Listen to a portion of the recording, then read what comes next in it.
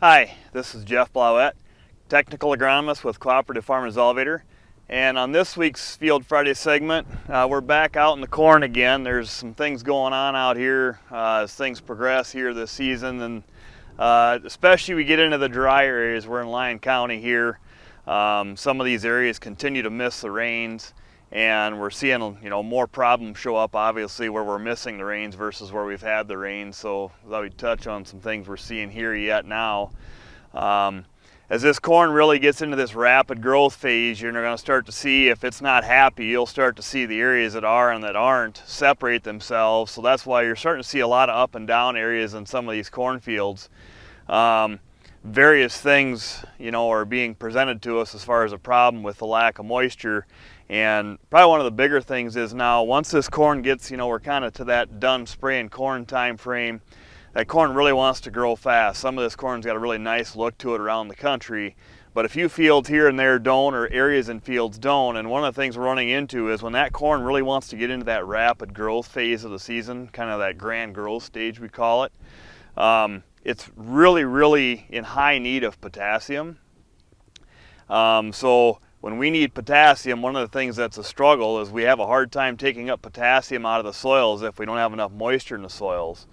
Our roots are trying to grow in some of this drier soil. Running into issues with potassium is very common this year in pockets of fields, areas of fields, hillsides, whatever. There's lots of different scenarios.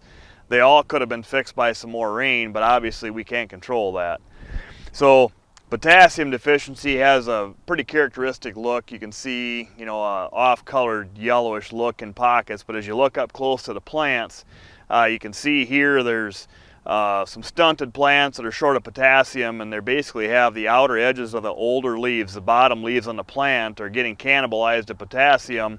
It's not nitrogen look. Nitrogen's that center of the leaf. This is the outer edges of the leaf. That's where potassium deficiency shows up as far as visual symptoms. You can have potassium deficiency show up without symptoms, but when it gets more severe, this is what you're seeing.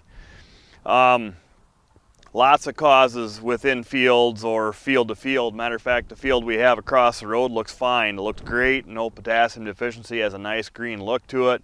This field's got some problems. I think we have a little bit of sidewall compaction here. This is a no-till field. Looks like we're probably looking at a little bit of sidewall compaction, slowing the root development down. Obviously that's not helping us.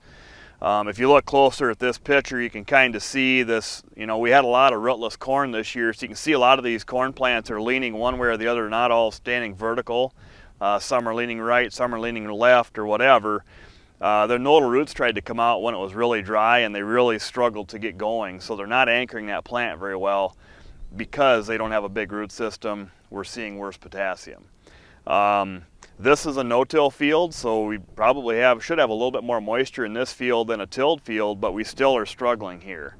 Some of the other things I've seen causing potassium deficiency this year, though, is in the tilled fields, is actually it's pretty fluffy soil conditions.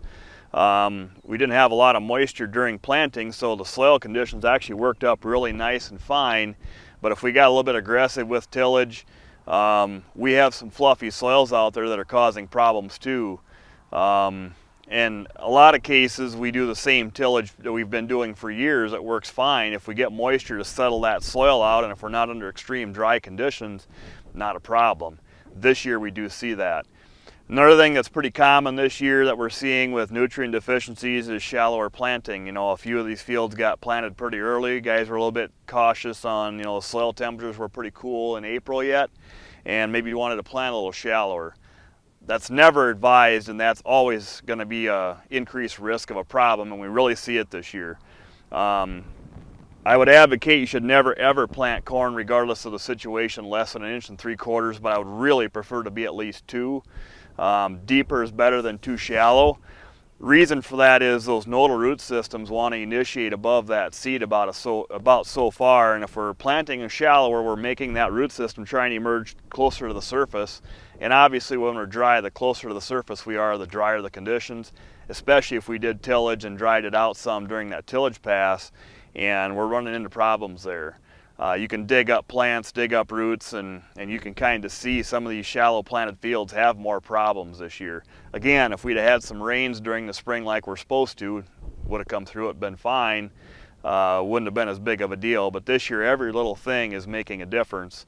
That's why one side of the road something will look fine, across the road maybe the same hybrid, same grower, it could be a little different. Just little subtle things are causing issues. But just wanted to touch on that. As you drive through the countryside, especially as you get to the west in our territory, we're seeing things show up. The corn that's happy, you can maybe even see it behind me. Some of these rows just in areas are, 4 or 5 inches taller in this field than the other corn, and you're going to start to see that separation continue because it's happier for whatever reason, whatever subtle difference. The roots are able to extract what it needs and it's growing faster. The other complicating factor with the situation we're in right now is if we're not taking up potassium, we're not taking up nitrogen either. That kind of is a factor that's really making these plants grow slower, get that yellowish look to them. So we need some rain to fix this, and hopefully we get some this weekend. That'll be enough to help us. But just wanted to show you what we're seeing in the field and why we see what we see in some cases. And again, it's all about rain and water. So with that, that's this week's Field Friday segment, and we'll see you next week.